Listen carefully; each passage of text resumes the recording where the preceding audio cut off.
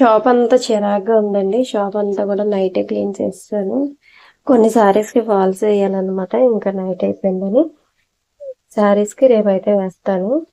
కొన్నైతే కస్టమర్స్‌వి ఎవరి వాళ్ళకైతే సర్దేశాను, స్టిచ్ చేసినయి. ఇది మొన్న వర్క్ చేసిన బ్లౌజ్ అనమాట. దీనికైతే స్టోన్స్ వేసి కస్టమర్‌కి అయితే ఇచ్చేయాలి.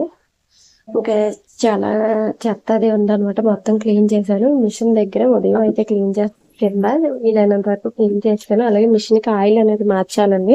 మిషన్ తీసుకున్న దగ్గర నుంచి ఆయిల్ అయితే చేంజ్ చేయలేదు. 3 మంత్స్కి ఒకసారి అలా చేంజ్ చేస్తే బెటర్ అనమాట. 5 మంత్స్ అయిపోతుంది ఆల్రెడీ.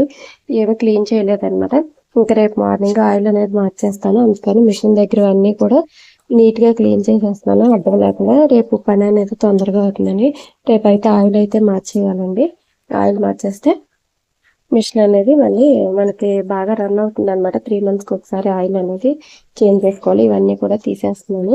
ఇక్కడ నేను క్లాత్ వేసుకున్నాను అనమాట. కత్తిరి పెట్టినప్పుడు అది నీట్గా ఉండడం కోసం. చూసారు కదా ఎక్కడికి ఎంత తేడా ఉందో. కత్తిరి పెట్టినప్పుడు కదిలిపోకుండా ఇక్కడ మిషన్ అనేది పాడవకుండా ఉండడానికి ఇలా స్టిచ్ చేశాను. ఇంకా సైడ్ ఏమన్నా పెట్టుకున్నా కూడా బాగుంటుందని ఇలా అయితే స్టిచ్ చేశానండి.